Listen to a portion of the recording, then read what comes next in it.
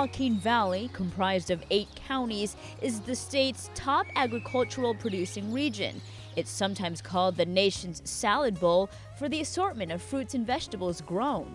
Agriculture here in the valley represents counties that are like number 1, number 2, and maybe number 4 highest producing in the nation and possibly the world. More than 3 million people call the San Joaquin Valley home. In the early 2000s, it became an attractive location for folks because of the low cost of housing and land. Then the recession hit in late 2008, and the local economy went into a downward spiral. We were having a growth, and that meant there was a lot of housing projects going on in this valley. I mean, there was just a lot of attraction to our area, and so when that train stopped, automatically the construction workers, they're the first to get hit. But then the ripple effect is felt pretty hard. On the agricultural side, it was the farm workers that were the first to be laid off. But then the same ripple impacts the cities. In fact, economists say the unemployment rate climbed to nearly 35% at the height of the recession in some counties, but the economy is showing signs of life. It's slow, nonetheless, it's progress. Some attribute it to the region's moneymaker contributing the most to the economy, agriculture. Everyone is familiar with the production ag sector in this part of the state, the largest in the world. We feed 1/3 of the world every year out of Fresno County. But that's not all. Here in the city and in the respective cities in the San Joaquin Valley, we have a thriving food processing industry, finished food goods. We have everything from baked goods and frozen foods and wines and beers. The region also has a high percentage of government employees. We got Lemoore Naval Air Station, which has been fairly static, strong. We have 3 prisons here, and then we have local government and state government. Agriculture will continue to be a big driver here in the Central Valley, but some say there are still some major hurdles standing in the way of the local economy moving forward.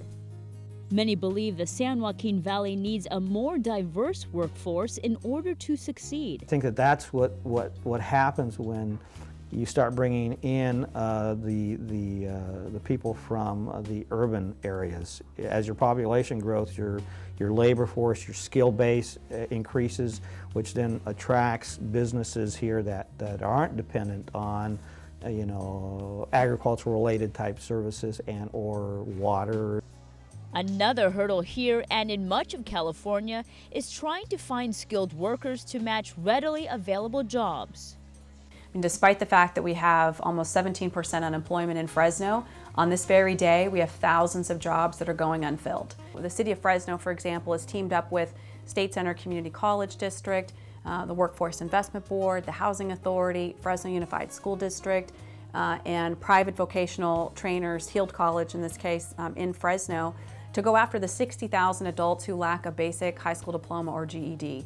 So our goal, it's a new initiative called Learn to Earn, and our goal is to reach those 60,000 adults who lack a basic education.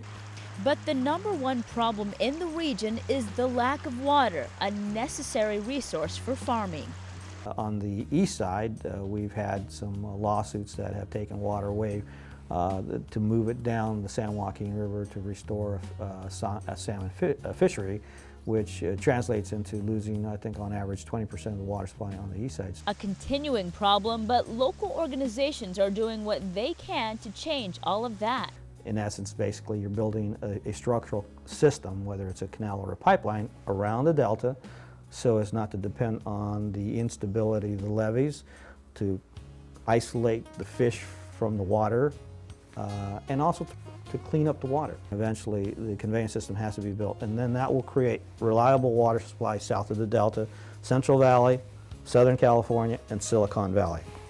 On the east side, there has to be additional storage built. Members of the San Joaquin business community understand California's economy must improve.